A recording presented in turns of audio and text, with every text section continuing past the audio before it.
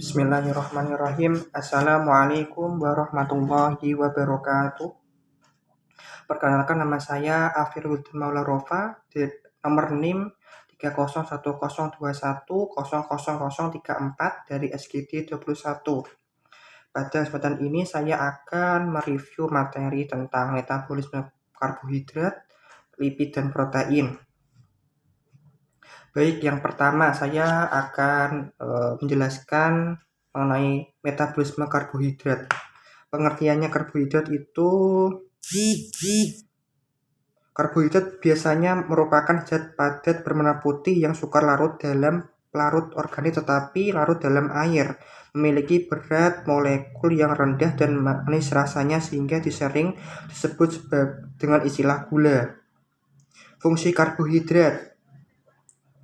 Karbohidrat memiliki peran penting dalam proses pencernaan makanan. Fungsi karbohidrat dapat membantu dalam penyerapan kalsium.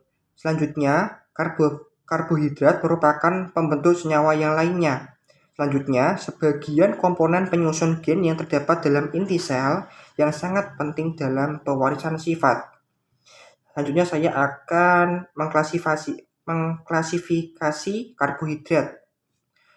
Monosakarida disebut simple sugar karena tidak bisa dihidrolisis lebih lanjut.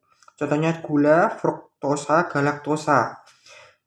Selanjutnya disakarida, karbohidrat yang terdiri dari molekul monosakarida atau berlainan.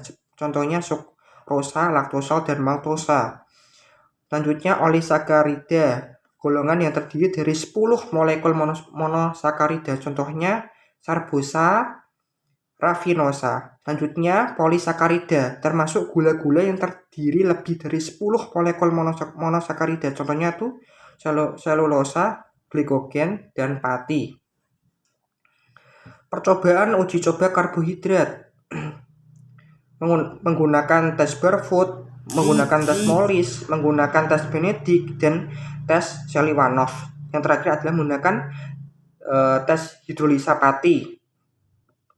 Selanjutnya mengenai metabolisme protein. Saya akan menjelaskan pengertian dari metabolisme protein.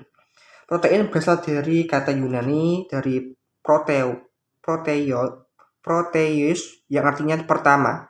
Protein adalah rangkaian asam amino yang berikatan satu sama lain dengan ikatan peptid. Senyawa organik kompleks yang terdapat dalam sel. Fungsi protein sebagai enzim dalam tubuh. Selanjutnya, cadangan makanan untuk menghasilkan energi. Selanjutnya, mengganti sel-sel yang rusak. Selanjutnya, berperan metabolisme tubuh.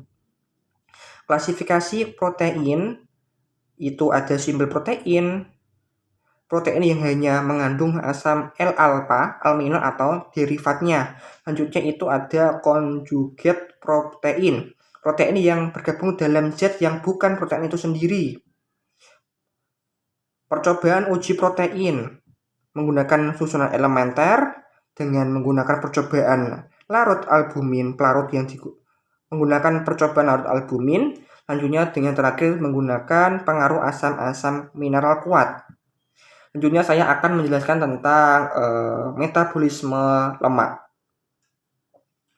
Lipid ialah segolongan senyawa organik yang terdapat di dalam alam dan Sifat-sifatnya itu tidak larut di dalam air, tapi larut dalam pelarut-pelarut lemak seperti ether, kloroform. Selanjutnya dapat digunakan oleh organisme hidup. Fungsi lemak sebagai sumber energi yang efisien ketika tersimpan dalam jaringan di adiposa. Selanjutnya sebagai pengatur panas dalam tubuh. Selanjutnya sebagai penyekat listrik untuk perambatan cepat pada syaraf Birmelin. Selanjutnya sebagai pelindung organ tubuh yang penting. Yang terakhir itu sebagai pelarut vitamin yaitu vitamin A, D, E, dan K. Klasifikasi Bloor. Pertama, simple lipid ester, asam-asam lemak dengan bermacam-macam alkohol wax. Yang kedua itu kompon lipid ester, asam lemak yang pada hidrolisa menghasilkan asam lemak, alkohol, dan glikolipid. Selanjutnya itu derivat lipid, semua senyawa yang dihasilkan pada hidrolisa simple dan kompon lipid yang masih mempunyai sifat-sifat seperti lemak dimasukkan dalam golongan ini. Contohnya itu asam lemak. Percobaan uji lemak. Daya larut lipid sama uji ini terdiri atas analisis percobaan lemak ini ada 3. Yang pertama itu dengan daya larut lipid, yang kedua itu menggunakan uji jenuh tak jenuh, yang ketiga dengan menggunakan uji Salkowski. Sekian mengenai pembahasan metabolisme karbohidrat, lipid, dan protein. Mudah-mudahan bermanfaat. Wassalamualaikum warahmatullahi wabarakatuh.